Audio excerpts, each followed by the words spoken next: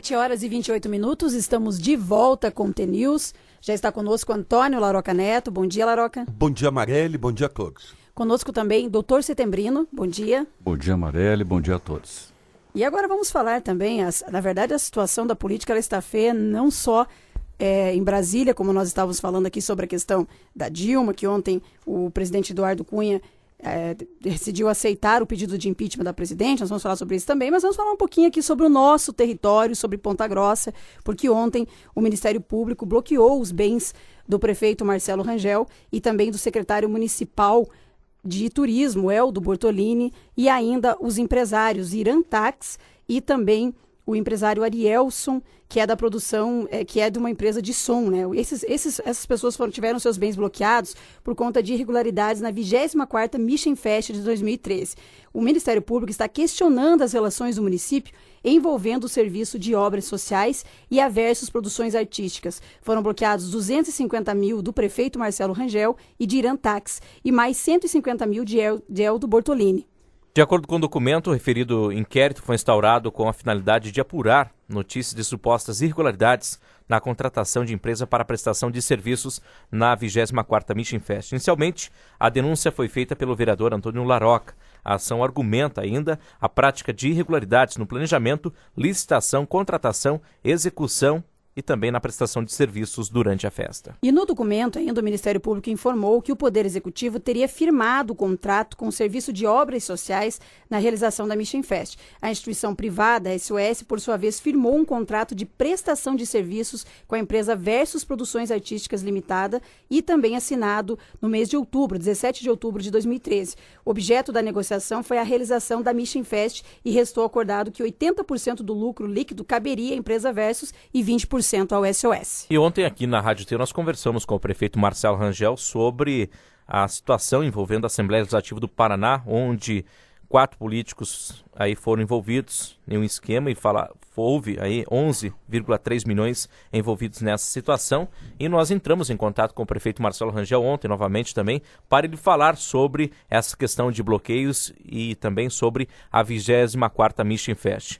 Ele aí estava fazendo a sua defesa e não se pronunciou, não quis fazer a gravação conosco da Rádio T, mas fez uma nota oficial em seu Facebook, distribuída também pela assessoria de imprensa da Prefeitura Municipal de Ponta Grossa. Na nota ele diz o seguinte: em relação à denúncia oferecida pelo Ministério Público contra o Poder Público e as empresas realizadoras e organizadoras da 20ª Mission Fest, em respeito aos amigos, colegas de trabalho e à população de Ponta Grossa, preciso registrar que a realização da 24ª Mission Fest, que ocorreu no ano de 2013, seguiu exatamente os mesmos procedimentos adotados nas outras edições da festa, realizadas por outras administrações ao longo de muitos anos. É importante registrar que a 24ª Mission Fest foi objeto de SEI na Câmara Municipal, a qual não apontou qualquer irregularidade ou ilegalidade praticada pelo Poder Público. Inclusive, apresentou o relatório e foi arquivada. O prefeito também disse que cumpre destacar também que todas as contratações e licitações seguiram o trâmite legal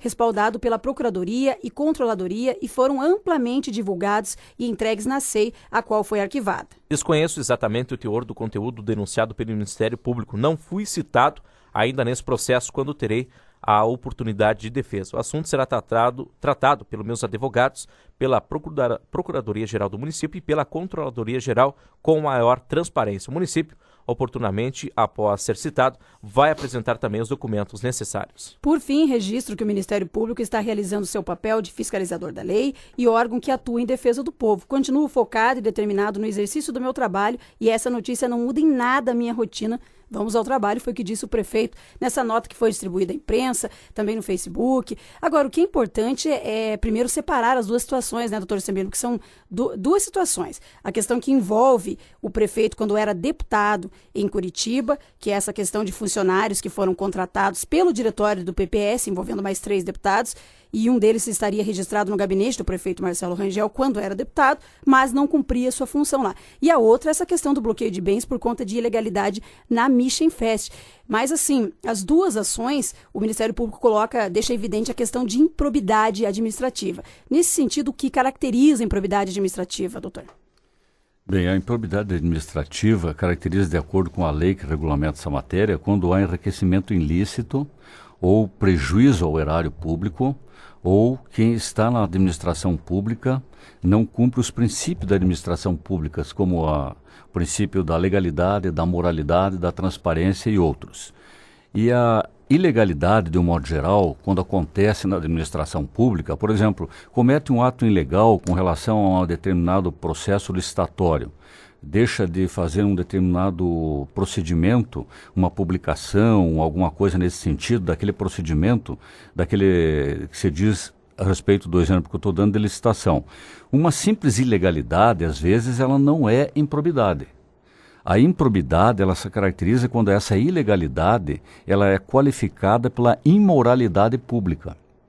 E, evidentemente, isso é um ato de má-fé, é considerado, então, um ato de desonestidade, com prejuízo ao erário público, ao patrimônio público, trazendo para si, algumas vezes, enriquecimento ilícito, ou, como eu disse, não atente aos princípios da administração pública.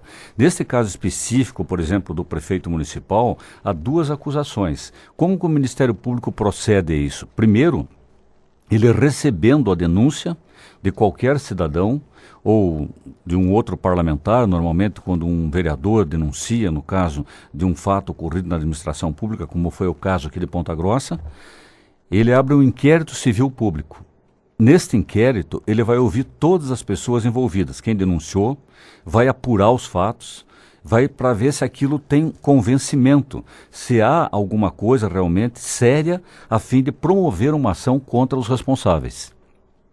No caso da Mission Fest, não é de hoje que nós acompanhamos aqui essa situação, inclusive o relatório do Ministério Público foi encaminhado à imprensa, já um ano atrás praticamente, dando conta de que havia superfaturamento naqueles...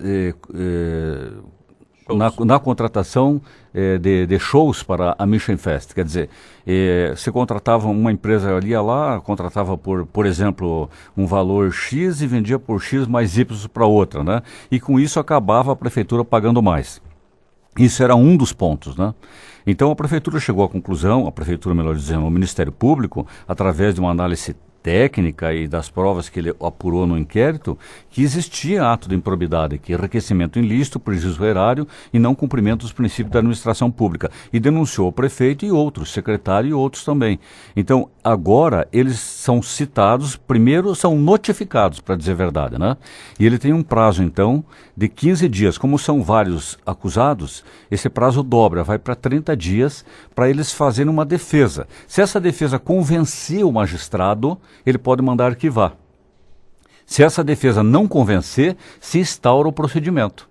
Então aí vem a contestação, e depois da contestação, que é um prazo de 15 dias para rebater toda a acusação contra eles, vai ter a chamada instrução e julgamento, onde vai ser ouvidas as pessoas acusadas, as testemunhas deles, as testemunhas arroladas pelo Ministério Público, as provas periciais, documentais, e daí será dada, então, oportunidade para um resumo de tudo chamado delegações finais, e daí a Justiça vai decidir a respeito. Quais são as consequências de uma ação de improbidade? Essas são graves. São graves porque, além de você ter que, no caso de envolvimento com prejuízo ao erário ou enriquecimento ilícito, o prejuízo ao erário é quando eu causo um prejuízo ao patrimônio público. Tem que devolver o dinheiro, devidamente corrigido. Então, não é... se na época foi, por exemplo, 100 mil, se você passa aí 10 anos, isso triplica o valor, com juro e correção monetária. Então, terá que devolver essa situação. Então, a devolução do dinheiro, esse é o primeiro ponto, do prejuízo ao erário público, ou do que gerou enriquecimento ilícito, e ainda não pode contratar com o poder público. Então, essa é uma outra situação delicada. Uma multa civil, que também é paga, no caso, por exemplo, do prefeito, se eventualmente for condenado.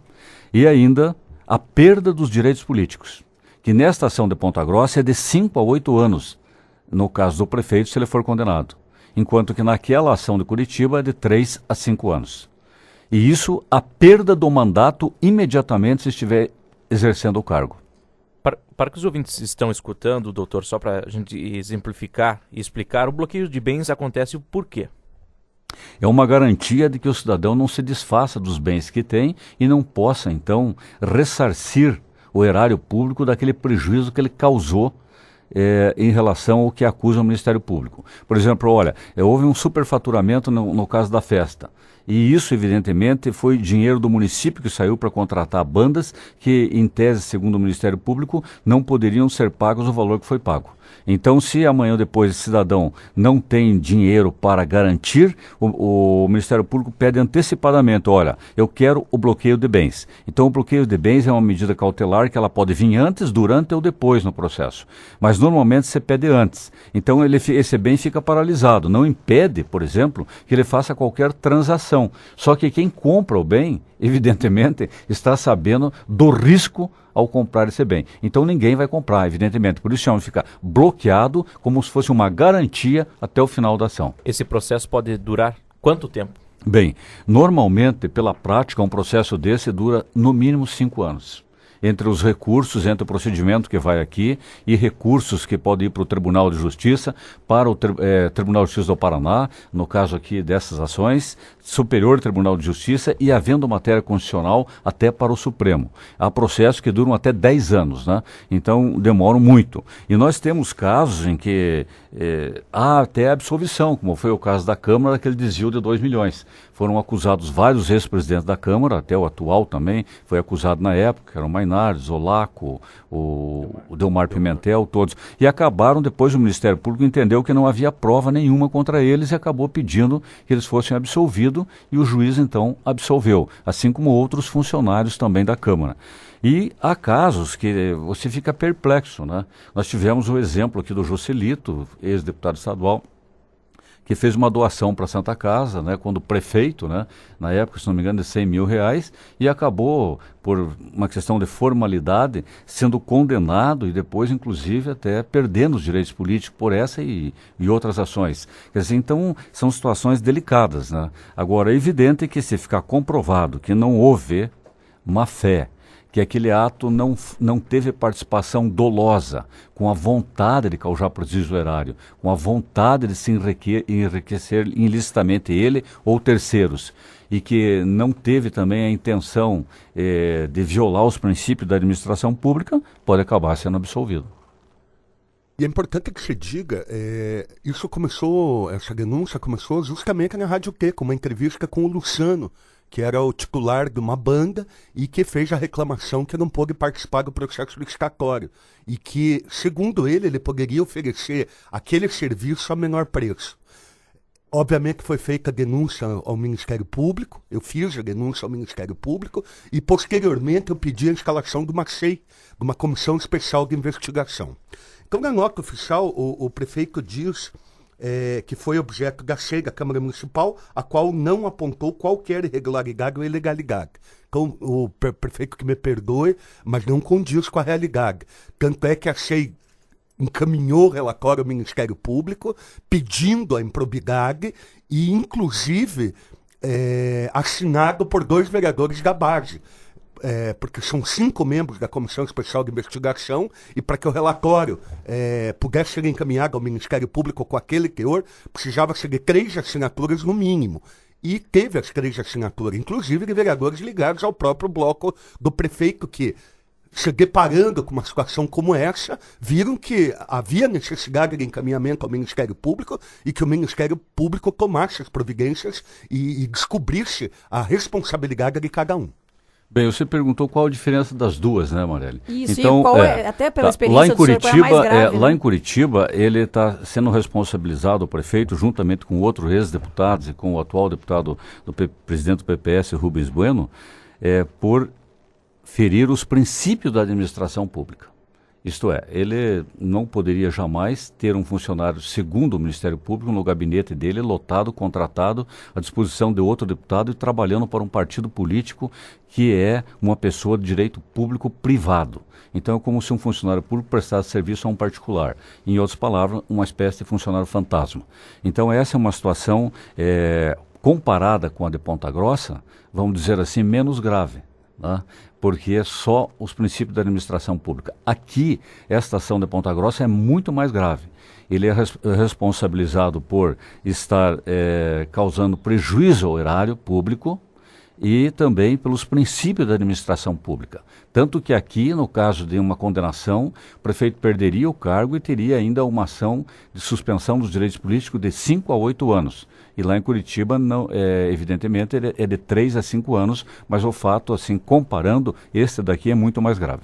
E ontem, durante a sessão dos vereadores foi bastante tumultuada, e é claro que o assunto que predominou, especialmente no cafezinho, foi esse assunto do bloqueio de bens do prefeito e o pedido do Ministério Público para a Justiça. Um dos parlamentares que falou sobre o fato foi o vereador Antônio Laroca, autor do pedido de investigação da 24ª Mission Fest no ano de 2013.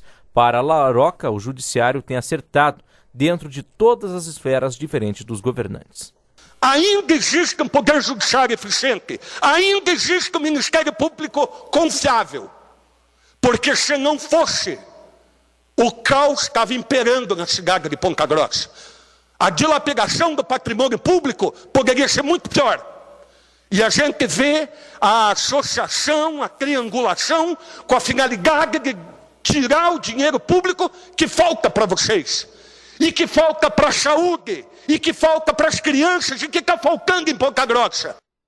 Outro vereador que se manifestou em relação ao assunto foi Pietro Arnaud. Segundo o vereador, a comissão especial da Mission Fest ajudou a população de Ponta Grossa. Quando fizeram o relatório da comissão especial da Mission Fest, não queriam prejudicar o prefeito. Claro que prejudicaram, mas não queriam. Queriam corrigir a cidade de Ponta Grossa. Prejudicaram no sentido de que ele está com os bens piorados, hein, vereador Isaías? Houve uma triangulação entre a Versus, o governo municipal e o SOS. Não sou eu que estou falando disso, é o Ministério Público, com esses fins aí praticamente políticos.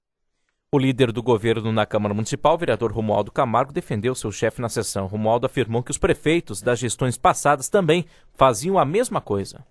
Hoje, na imprensa, vimos alguns fatos que envolvem o governo municipal com relação ao Ministério Público. Nós devemos parabenizar o MP, porque o MP está fazendo o seu papel fiscalizador. E nós vemos que todas as realizações da Mission Fest dos prefeitos anteriores, Péricles, Juscelito, Pedro Vrosgrau e o prefeito Marcelo Rangel, foram feitas de forma igualitária. Não houve diferença na realização. Sempre acordado com o SOS, e de fato, nesta específica do prefeito Marcelo Rangel, foi feito um parecer e uma ação do Ministério Público, o qual está aí pedindo o valor de 200 mil.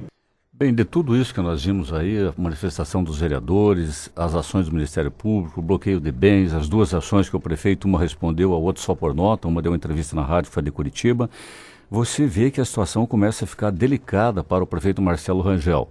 Já num ano que inicia, o ano que vem, no ano que nós estamos pré-eleitoral, é natural a candidatura do prefeito, como disse seu próprio líder numa entrevista essa semana aqui na rádio, e você ser candidato com ações desse nível, respondendo perante a comunidade, que de uma hora para outra uma ação dessa pode ser acelerada, e buscar aí, inclusive, haver uma condenação, a perda do cargo, perda de direitos políticos, fica uma situação difícil até para concorrer a uma eleição.